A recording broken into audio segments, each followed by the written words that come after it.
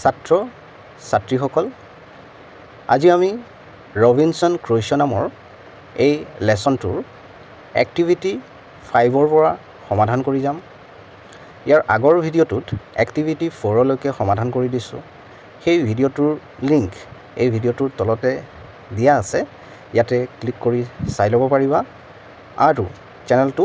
Subscribe কৰি ল'বা, কাৰণ তোমালোকৰ এনে ধৰণৰ ভিডিঅ'বোৰ ইয়াতে পাই থাকিবা। এক্টিভিটি 5 এটো দিয়া আছে, look at the pictures and write below each picture what the person in that picture is doing. ইয়াত আমাক ছবিবোৰ যি দিয়া আছে তলতে এইবোৰ চাব দিছে আৰু ইয়াৰ তলতে খালী ঠাই ৰখা আছিল, মই ইয়াতে লিখি দিছোঁ বাৰু। ইয়াতে লিখিব দিছিল প্ৰত্যেকটো পিকচাৰৰ তলতে বা ছবিৰ তলতে ইয়াত এই ব্যক্তিকেইজনে বা ইয়াত ল'ৰা ছোৱালীবোৰে কি কৰি আছে চ' সেইটো লিখিব দিছিল। চ' এইটো মই লিখিছোঁ running down from the stairs while the earthquake struck. চ' যেতিয়া আৰ্থকুৱেক অৰ্থাৎ ভূমিকম্প আহিছিল তেতিয়া ল'ৰাজনে এই চিৰিয়েদি দৌৰি আহি চিৰিয়েদি তললৈ নামি আহিছিল। তাৰপিছত এই ল'ৰাজন চোৱা, ইয়াত লিখিছোঁ ৱাকিং থ্ৰু ফ্লাডেড ৱাটাৰ, বানপানীৰ মাজেদি ল'ৰাজন খোজকাঢ়ি আহিছে। তাৰপিছত ইয়াত লিখিছোঁ ষ্টেণ্ডিং আণ্ডাৰ এ ট্ৰী ডিউৰিং এ থাণ্ডাৰষ্টৰ্ম। থাণ্ডাৰষ্টৰ্ম হ'ল বিজুলী ঢেৰেকনি মৰা অৱস্থাটো। তো যেতিয়া বিজুলী ঢেৰেকনি মাৰিছে সেই ল'ৰাজন কি কৰিছে, এটা গছৰ তলত আশ্ৰয় লৈছে। তাৰপিছত ইয়াত লিখিছোঁ holding an umbrella in a heavy rain with strong winds. যেতিয়া খুব হেভি ৰেইন দিছে, বহুত ঘনকৈ বৰষুণ দিছে আৰু খুব জোৰেৰে বতাহ বলিছে, তেতিয়া ছোৱালীজনীয়ে কি কৰিছে, এটা আমব্ৰেলা অৰ্থাৎ ছাতি লৈ আছে। এতিয়া ভিটোত কি দিয়া আছে, ডিছকাছ ইন গ্ৰুপছ, গ্ৰুপত আলোচনা কৰিব দিছে what May happen to the person. এই ইহঁতৰ কি হ'ব পাৰে, এই ল'ৰা ছোৱালীবোৰৰ কি হ'ব পাৰে। এতিয়া চোৱা, যেতিয়া বিজুলী ঢেৰেকনি মাৰে তেতিয়াতো আমি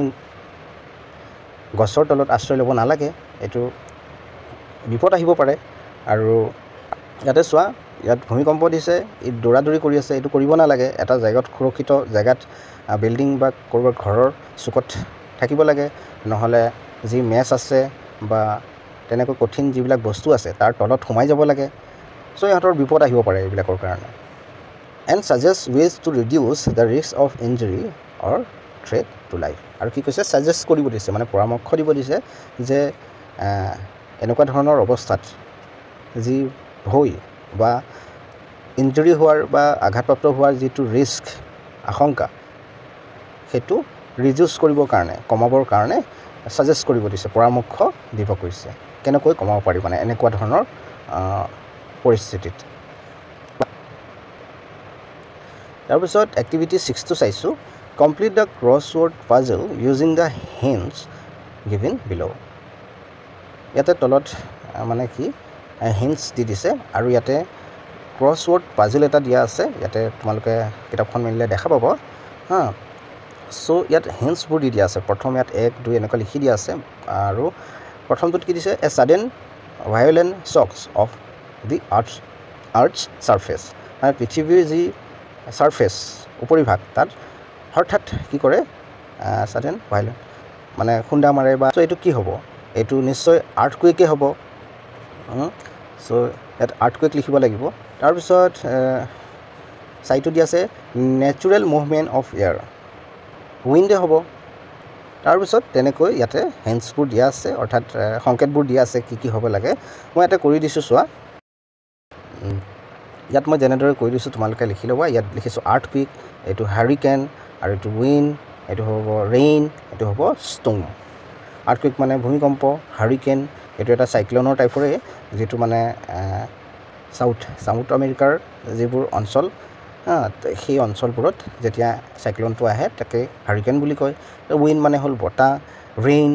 বৰষুণ, ষ্টৰ্ম ধুমুহা, তেনেদৰে। ত' now make sentences using the words you have found. ইয়াতে যিবোৰ ৱৰ্ড তুমি পালা বুলি কৈছে,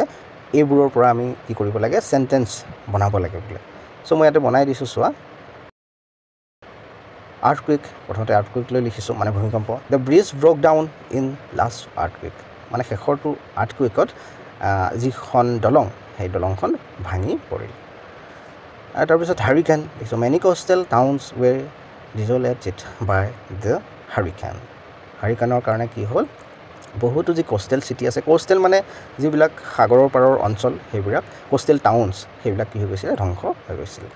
তাৰপিছত ষ্টৰ্ম মানে ধুমুহা a big storm is coming এটা ডাঙৰ ধুমুহা আহি আছে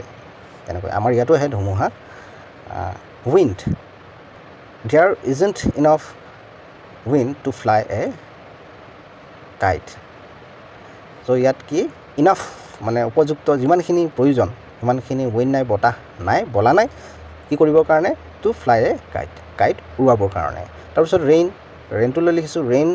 ফলছ ফ্ৰম দ্য স্কাই মানে বৰষুণ আকাশৰ পৰা পৰে পিছত তোমালোকে এনেদৰে লিখি ল'বা মই যেনেদৰে এটা লিখি দিছোঁ তাৰপিছত এক্টিভিটি 7টো চাইছোঁ let's learn the meaning of this words from the lesson এই ৱৰ্ডবোৰ লেচনটোৰ পৰাই দিয়া হৈছে ইহঁতৰ মিনিংবোৰ শিকোৱা আহা বুলি কৈছে প্ৰথমত দিয়া আছে edge the outside limit of an object কিবা এটা অবজেক্ট বা বস্তুৰ একেবাৰে শেষৰখিনি অংশ বুলি ক'ব পাৰি ইয়াতে এৰিয়া অংশ অঞ্চল অৰ ছাৰ্ফেচ তো সেইটোও বুজাইছে একেবাৰে আমি অসমীয়াত কি কওঁ কিনাৰৰ বা দাঁতিৰ তেনেকৈ কওঁ নহয় সেইটো কচিয়াছলি মানে কেয়াৰফুলি সাৱধানে specially in order to avoid danger বিশেষকৈ কি ডেঞ্জাৰ বা বিপদজনক অৱস্থাৰ পৰা হাত সাৰিবৰ কাৰণে মিষ্টেক্স কিবা ভুল হ'ব পৰা শংকাৰ পৰা দূৰত থাকিবৰ কাৰণে ৰিস্ক আপৰুটেড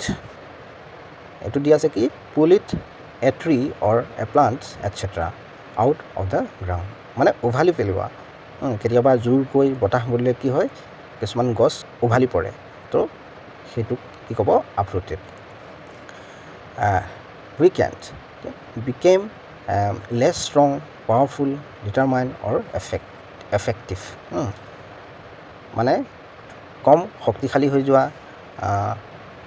কম প্ৰভাৱশালী হৈ যোৱা তেনেকৈ কমি যোৱা মানে কিবা এটা স্কেয়াৰ্ড মানে ফিলিং ফিয়াৰ মানে ভয় অনুভৱ কৰা নাও fill in the blanks with the words you have just learned to complete the sentences এই বাক্যবোৰক সম্পূৰ্ণ কৰিবৰ কাৰণে আমি যি ইতিমধ্যে শিকি আহিলোঁ এই ৱৰ্ডৰ বা শব্দৰ মিনিংবোৰ সেইবোৰ ইয়াতে বহাব লাগিব মানে আমি খালী ঠাইবোৰত হি ৱাজ ষ্টেণ্ডিং ইয়াত আমি লিখিম cautiously at the edge ইয়াত লিখিম edge of the cliff he was not scared লিখিম he looked below he saw the trees were uprooted by the storm last night The storm caused a lot of damage before it weakened after an hour. মই ইয়াতে যেনেদৰে মানে বহাই দিছোঁ তোমালোকে বহাই ল'বা ইয়াতে আৰু বেছি অসমীয়াত বুজাই নাযাওঁ কাৰণ ভিডিঅ'টো আমাৰ দীঘলীয়া হৈ গৈ থাকিব এতিয়া এক্টিভিটি 8টো চাইছোঁ ইয়াত দিয়া আছে list a few situations when you were frightened মানে তুমি যেতিয়া ভয় খোৱা তেনেকুৱা ধৰণৰ পৰিস্থিতিৰ এটা লিষ্ট বনাব দিছে মই এটা লিখিছোঁ when I heard a loud noise during a thunderstorm যেতিয়া বিজুলী ঢেৰেকনি মাৰে তেতিয়া মই যেতিয়া ডাঙৰ উচ্চাৰণ এটা শুনো তেতিয়া মই ভয় কৰোঁ তাৰপিছত দুইটো লিখিছোঁ when dogs are around me যেতিয়া কুকুৰবোৰ মোৰ আশে পাশে থাকে তেতিয়া মই ভয় কৰোঁ কিজানি মোক কামুৰিয়ে দিয়ে তাৰপিছত তিনিটো লিখিছোঁ when flood water enters in our village যেতিয়া আমাৰ গাঁওবোৰত বানপানী সোমাই প্ৰৱেশ কৰে তেতিয়া তো when storm comes যেতিয়া ধুমুহা আহিলেতো বহুত জোৰেৰে আহে ঘৰ বাৰী টিং এইবিলাক বা গছ গছনি উভালি পেলাব তেনেকুৱা ধৰণৰ এটা পৰিস্থিতি হৈ যায় ইমান শক্তিশালী মানে ইমান জোৰেৰে বতাহবোৰ বলায় যেতিয়া ধুমুহা আহে তেতিয়াও ভয় লাগে when I see bad dreams যেতিয়া মই বেয়া সপোন দেখি পাওঁ তাৰপিছত when I watch horror movie যেতিয়া মই ভূতৰ ফিল্মবোৰ চাওঁ তেনেদৰে ইয়াত কি কৈছে নাও ৱৰ্ক ইন পেয়াৰ্ছ এতিয়া মানে জোৰা হৈ কৰিব দিছে come up with some ways how you can handle the situations confidently এনেকুৱা ধৰণৰ পৰিস্থিতিক তুমি কেনেদৰে হেণ্ডেল কৰিবা সেইটো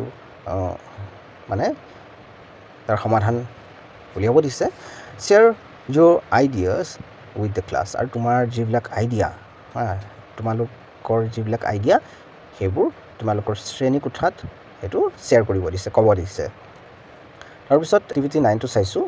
let's read the words in the box aloud তলত যিবোৰ ৱৰ্ড দিয়া আছে এই